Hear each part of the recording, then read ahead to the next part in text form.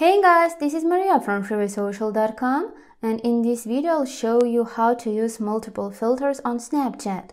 To make your snaps look more attractive, Snapchat allows you to use several different filters. Follow these steps and you will figure out how you can do it. Go to the camera screen and click on the button in order to take a snap.